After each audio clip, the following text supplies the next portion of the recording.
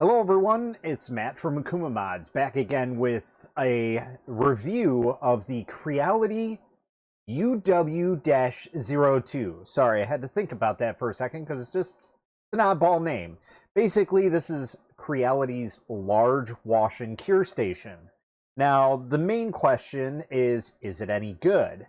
Now, when I say is it any good, we're basically comparing it, it's just out of shot here, is the Anycubic wash and cure station. That is usually my go-to wash and cure station, but there is one issue with that particular model, excuse me, and that's basically when you have smaller models like this, they tend to clunk around a lot, so you might end up damaging a part. When it comes to larger prints, it's not so bad, but I've noticed a lot when it's the smaller prints. So one of the things that caught my eye about this specific unit is the fact that it has two different cycles, I guess you can call it, for speeds. So we have a normal setting, and then we also have a quick setting. And so I was very, very excited when I saw Creality announce this, and I basically purchased it. I waited about a month and a half, 2 months, I think it was, to get this unit. And when it came, I was super excited to unbox it. We did a live unboxing on the channel here, and basically it fell short very quickly.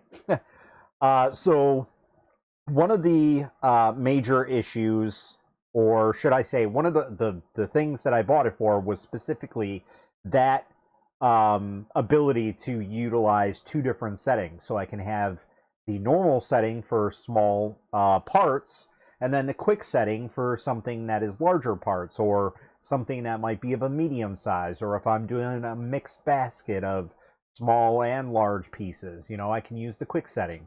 Whatever it may be, something to suit my needs without having to modify the Anycubic over here.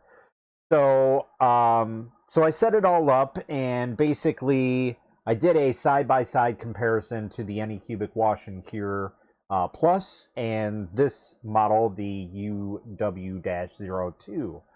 And unfortunately, one of the major things that it needs to be is a good wash station, and that is far from what it can ever be, unfortunately. Again, I had really, really high hopes on this because this is designed and created by a company called Pionext, who also makes the Hallett series for the Creality brand. And basically, I was expecting it to be all that and then some. But yeah, we quickly found out that the curing part is just kind of okay. It does get enough light and everything, but as you can see, it's just a straight bar. So it's okay. I kind of like the ability to where I can shine it down. Not a deal breaker for me, in my opinion, but a lot of people might consider that a deal breaker. But really, the big deal breaker for me is the fact that when I filled up this bucket and I put on the quick setting, it barely had any vortex effect on the entire washing system. So I would compare it to even less of a wash than my original Anycubic wash and cure station, my original one. And that's partly in due to something we're kind of working on to try and fix this. And really the main issue here is the fact that it has a standard size spinner. So this is really the main issue of this unit. If it had a larger spinner or something that was maybe designed a little bit better, this would probably work very, very well. But this is literally the same exact spinner that's in my original Anycubic wash and cure.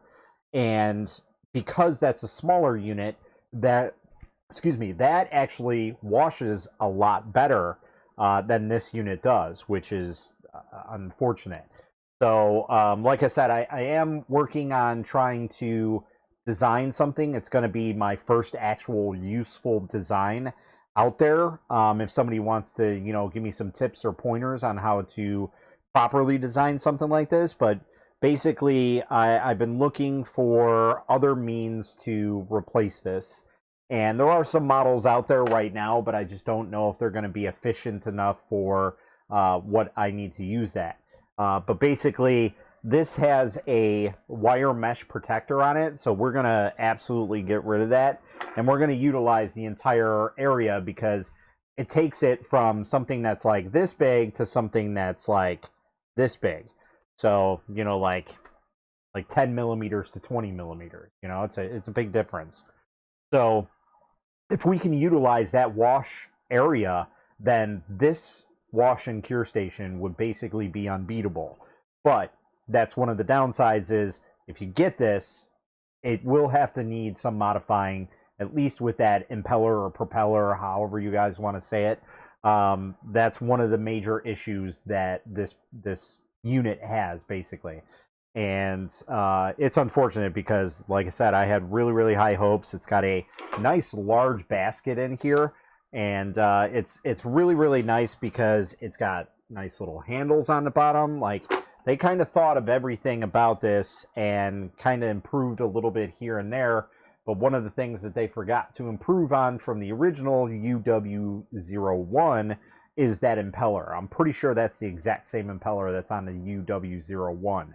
Now, does it work? Yeah, but it's not enough to where it even, if I put something like this that has a ton of holes, this is basically a bird cage. I'm sorry for the washout here, but basically this is a little tiny bird cage, okay?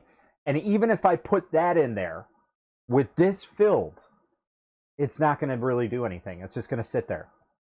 You're going to get a little tiny vortex at the top here, but it's not even going to reach down here. With the Anycubic Wash and Cure, I actually did a side-by-side comparison, and the differences is just, it's unfathomable.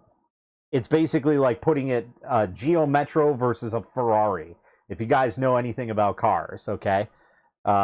Basically, that would be a comparison, or like a Honda Civic versus a Ferrari, you know, or a Bugatti. That's basically like how it is, how fast they are compared to each other. Like, it works, but it just doesn't work the way that it should.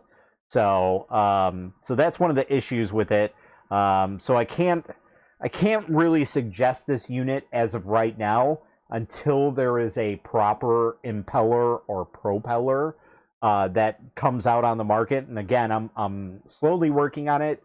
I'm very, very new to the whole design thing, so I am using Tinkercad for that.